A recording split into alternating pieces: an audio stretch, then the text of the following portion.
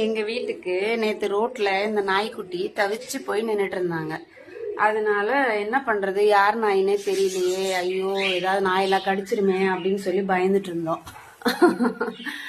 அப்புறம் தூக்கிட்டு வந்துட்டோம். சரி யாராவது தேடுவாங்க பாவம் அப்படின்னு சொல்லி தூக்கிட்டு வந்துட்டோம். இப்ப காலையில அவனை தேடி வந்துட்டாங்க. ஆனா போற டைம்ல எவ்வளவு பாசம் காட்டுறான் பாருங்களேன். போற டைம்ல அவ்வளோ பாசம் காட்டுது செல்லக்குட்டி. ம் சரி.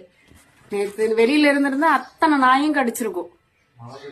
மழை பெஞ்சதுனால தப்பிச்சிருச்சு. ஆனா தூக்கிட்டு வந்து சாப்பாடு கொடுத்து சாப்பிட்டான். ரொம்ப செல்லமா இருந்தான். இப்ப வந்து அவங்க பேரண்ட்ஸ் தேடி வந்துட்டாங்க. கடையில கேட்டிருக்காங்க, இங்கதான் இருக்கான். ஏன்னா ஒரு நாய்க்குட்டிய வளர்த்துட்டு அதை பிரிஞ்சு இருக்கிறது எவ்வளோ ஒரு இதுன்னு தெரியும் நம்மளுக்கு. ஆமா, அந்த நாய்க்கு தன்னோட வளர்த்தவங்களை காணோன்ற ஒரு தவிப்பு வந்து எப்படிங்கிறது நம்மளுக்கு தெரியும்.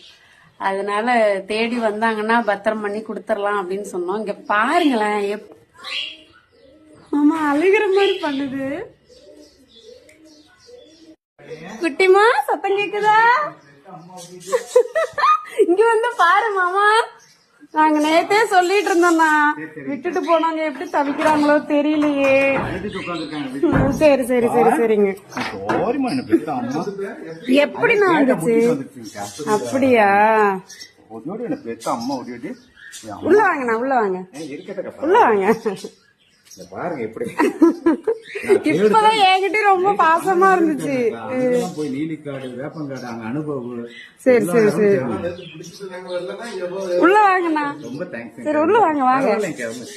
சோரிமா அப்பா ஆச்சு.